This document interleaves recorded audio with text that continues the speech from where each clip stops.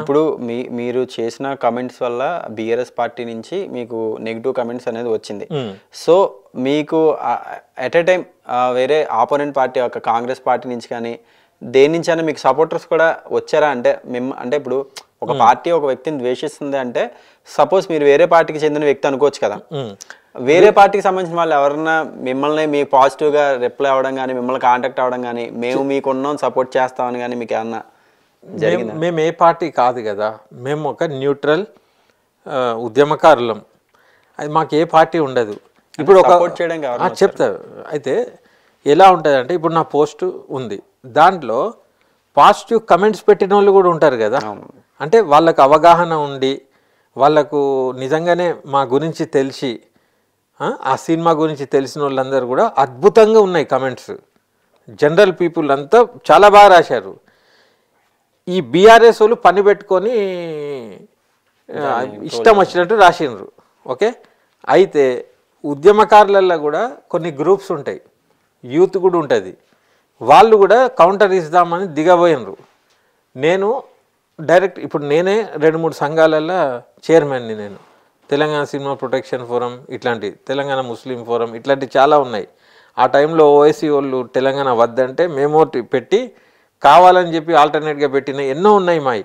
Okay, అయితే వాళ్ళందరికీ కూడా నేనేమన్నా అంటే వాడు దుర్మార్గుడు, కల్చర్లెస్ బ్రూట్స్ వాళ్ళు ఏదైతే అన్నారో మనం కూడా అంటే సేమ్ అయిపోతాం. మనం అలా అనకూడదు.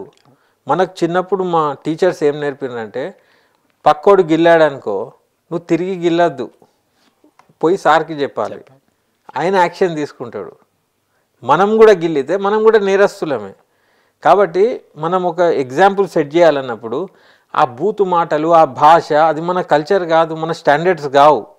నాతో ఉండేటోళ్ళు కూడా అలాంటి వాళ్ళు కాదు. కాబట్టి ఏం చేసిండ్రు, వాళ్ళ కమెంట్స్ వాళ్ళు పెట్టి వాటిని స్క్రీన్ షాట్స్ తీసి ఫిలిం నగర్లో కంప్లైంట్ ఇచ్చేసి కమిషనర్ లెవెల్ వరకు పోయింది. ఇప్పుడు వాళ్ళ మీద మొత్తం వాళ్ళ అకౌంట్లన్నీ బ్లాక్ అవుతాయి.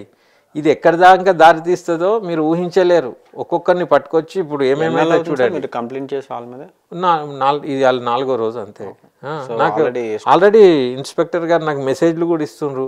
ఆయన హయ్యర్ ఆఫీసర్స్కి కూడా సైబర్ క్రైమ్ వాళ్ళకి పంపించారు. ఐడీస్ అన్నీ ఫైండ్ అవుట్ చేస్తుండ్రు. ఇప్పుడు నా కోరిక ఏంటంటే ఆ 20 మందిలో ఒకళ్ళిద్దరిని కూడా పట్టుకున్నారనుకోండి వాళ్ళు, అప్పుడు నేను నా యాక్షన్ ప్లాన్ ఉంటుంది. అంటే కొట్టడం గిట్టడం కాదు, ఆడిని కూర్చోబెట్టి వాడే సారీ అని చెప్పి ఇలాంటి కల్చర్కి వెళ్ళొద్దని చెప్పి సమాజానికి ఒక మార్గం చెప్పే ప్రయత్నం చేస్తున్నాను నేను.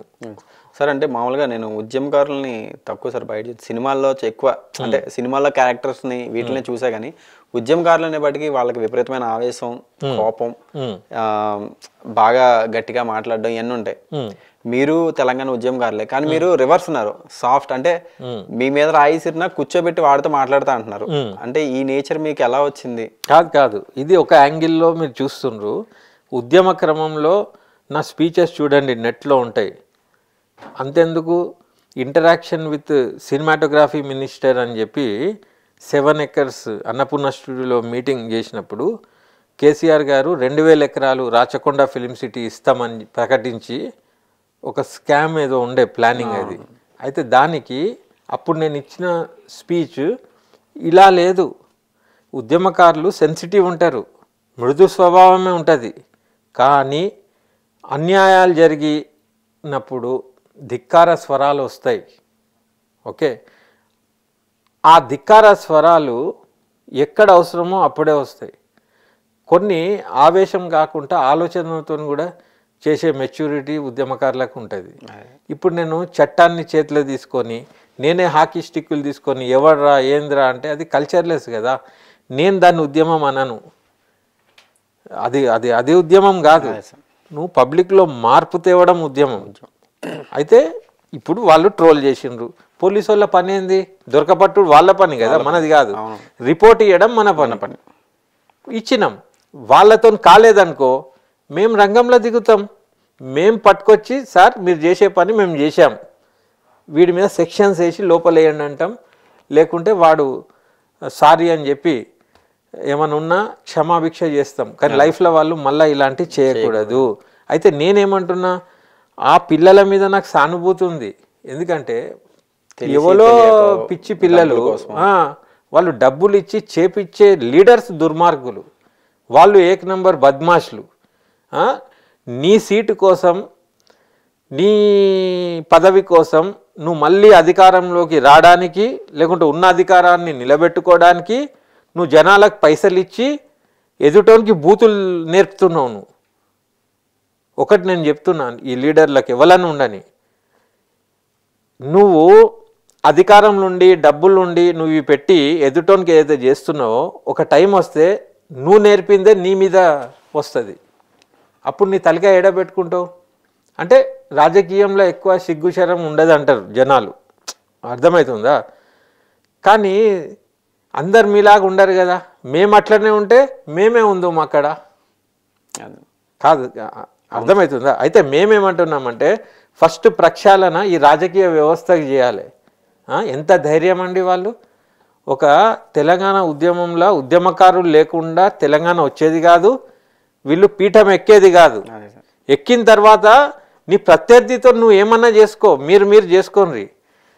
మీరు ఏ లెవెల్కి వచ్చేసిండ్రంటే కోదండరామ్ గారి తలుపులు బలకు కొడతారు, గద్దర్ వస్తే బయట నిల్చోబెడతారు గంటలు. నేను ఉద్యమంలో నా సొంత టైము, నా సొంత డబ్బు, నా సొంతం అన్నీ చేసుకొని మీరన్నా చందాలు వసూలు చేసి మీటింగ్లు పెడతారు, చందాలు వసూలు చేసి జెండాలు తయారు చేస్తారు. ఒక్క పైసా మీరు పెట్టారు, ఉన్న ఇంకా తీసుకుంటారు.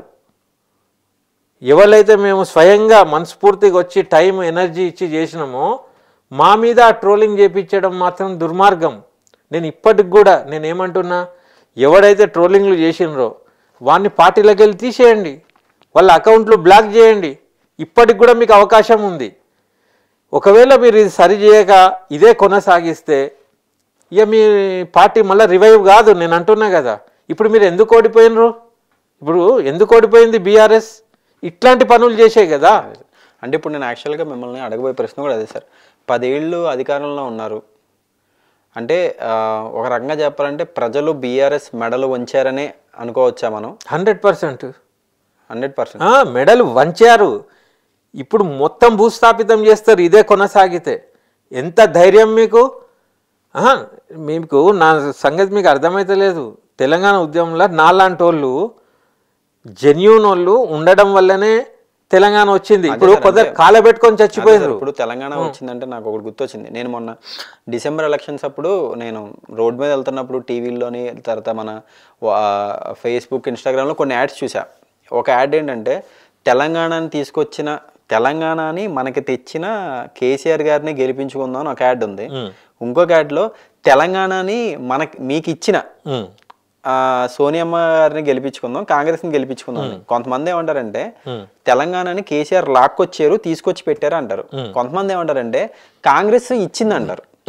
ఇప్పుడు తెలంగాణని కాంగ్రెస్ ఇచ్చిందా, కేసీఆర్ తీసుకొచ్చారా? నా వ్యూ చెప్పాలనా? అవును. ప్రొఫెసర్లు, మేధావులు తెలంగాణ ఆవశ్యకతను గ్రహించారు. అసలు తెలంగాణ అనేది దక్కన్ హైదరాబాద్ స్టేట్ ఉండే. ఒక టైం వచ్చినప్పుడు ఇక్కడి 2 పార్ట్స్, ఒకటి మహారాష్ట్రలో ఒకటి కర్ణాటకలో పెట్టి ఆంధ్రాను కలిపారు. అది జరిగినప్పుడే నెహ్రూ చెప్పిండు, ఒకవేళ సెట్ కాలేదంటే మీరు విడిపోండి అని అప్పుడే ఆయన చెప్పిండు. అవన్నీ ఒప్పందాలు సరిగా అమలు కానప్పుడు అవి కానందువల్ల హాయిగా విడిపోవాల్సిందే. కానీ ఏమైపోయింది, ఎక్కువ సీట్లు అటు ఉన్నాయి. తెలంగాణ ఒక పార్ట్ ఉంది, రాయలసీమ, ఆంధ్ర ఎక్కువ సీట్లు ఉన్నాయి. అది కొద్దిగా టఫ్ టాస్క్ అయిపోయింది. అయినప్పుడు ఏమైపోయింది, తెలంగాణ ఉద్యమము కేసీఆర్ రాకముందు నుంచే నడుస్తుంది. అది 69 ఉద్యమం ఫైరింగ్ అయింది. తెలంగాణ ప్రజా సమితి అనే పార్టీకి ఎంపీలు వస్తే చెన్నారెడ్డి గారు ఆ పార్టీని కలిపితే మళ్ళా కాంగ్రెస్లో కలిపేసిండ్రు. అది కాంప్రమైజ్ అయిపోయినారు అక్కడికి. అంటే ఏమని, మళ్ళీ వనరులు ఇస్తాం, అవి ఇస్తాం, ఇవి ఇస్తామని సంజాయిస్తే ఓకే అయింది. అప్పటి నుంచి అగ్గి ఏం అదిగాలే.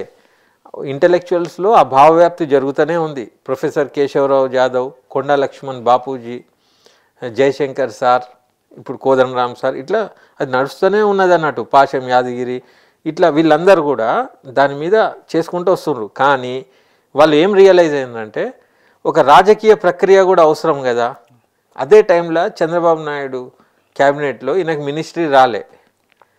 ఓకే, అయితే ఈయనకు కూడా అప్పుడు అరే నాకు మినిస్ట్రీ రానప్పుడు ఎందుకులే అన్నప్పుడు వీళ్ళు ఆయనను క్యాచ్ చేసి ఉద్యమం అనేది ఏదైతే బిస్కెట్ ఉన్నదో ఆయనకు మొత్తం బోధించి దీని మీద మీరు వెళ్ళండి అది ఇది అంటే అక్కడి నుంచి నో డౌట్ రాజకీయ ప్రక్రియల ఇంకా కొద్దిగా ఊపు వస్తుంది దేనికైనా. ఎందుకంటే ఒక పార్టీ అన్నప్పుడు ఒక క్యాండిడేట్ ఉంటాడు, కింద వాళ్ళకి లబ్ధులు ఉంటాయి, అవి ఉంటాయి ఇవి ఉంటాయి, అట్లా అట్లా రాజకీయ ప్రక్రియ జైన్ అయినాకనే ఒక ఊపు వచ్చింది, దాంట్లో డౌటే లేదు.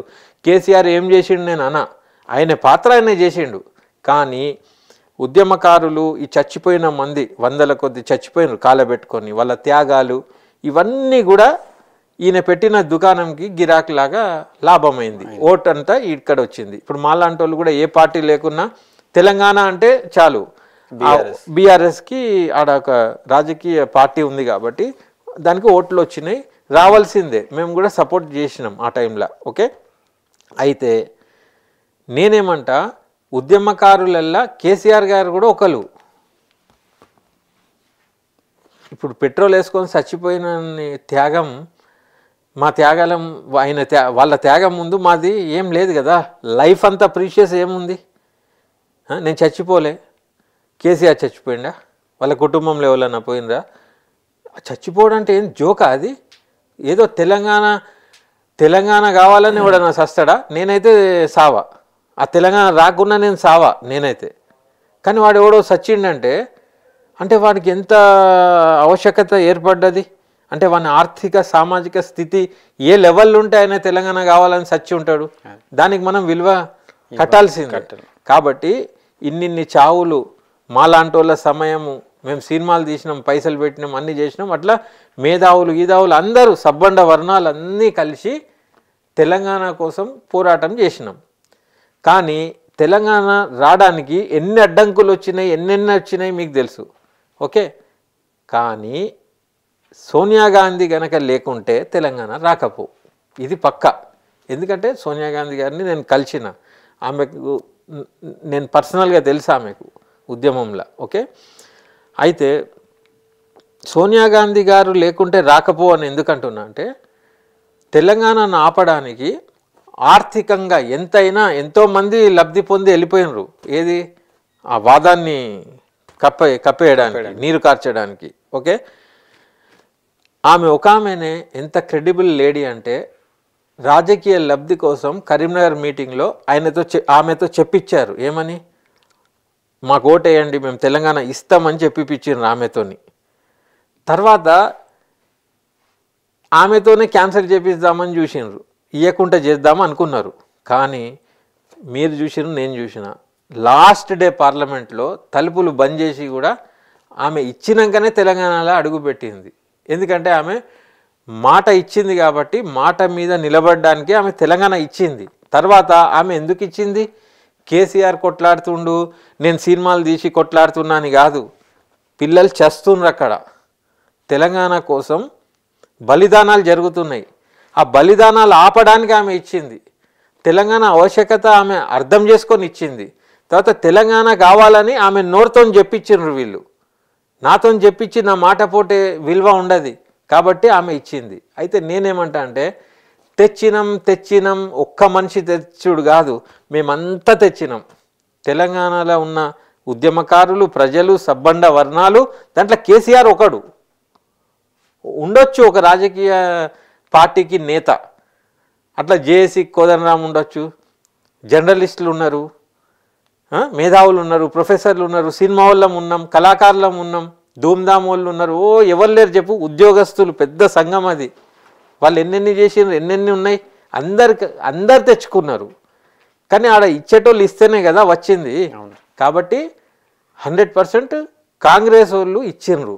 అది సోనియా గాంధీ, కాంగ్రెస్ పార్టీని కూడా అనలేం. సోనియా గాంధీ కనుక కాంగ్రెస్ లేకుంటే తెలంగాణ వచ్చేది కాదు. ఇది చరిత్ర. అది కేసీఆర్ కూడా ఒప్పుకుంటాడు, ప్రతి మనిషి అసెంబ్లీలో కూడా సోనియా గాంధీ లేకుంటే ఇది రాకపోవు, వీఆర్ థ్యాంక్ఫుల్లే అంటారు. అనలేదంటే వాడు మూర్ఖుడు. ఇప్పుడు నా మీద ట్రోలింగ్ చేస్తుంది చూడు పిచ్చి వెధవలు, అట్లా అంటే వితండవాదం. ఒట్టిగానే ఆమె ఇచ్చినా కూడా ఇయ్యలే ఎట్లా, ఆమె ఇచ్చింది చూసినాం కదా మనం. మరి కాబట్టి తెలంగాణ ఇచ్చింది Sonia Gandhi, she the mother of Telangana, దాంట్లో డౌటే లేదు. ఆమెతో పాటు సుష్మా స్వరాజ్ బీజేపీ ఆమె, ఓకే, తర్వాత ఆమె మాయావతి, వీళ్ళందరూ కూడా ఆడోళ్ళందరూ ఒక తల్లి పాత్ర పోషించిండ్రు.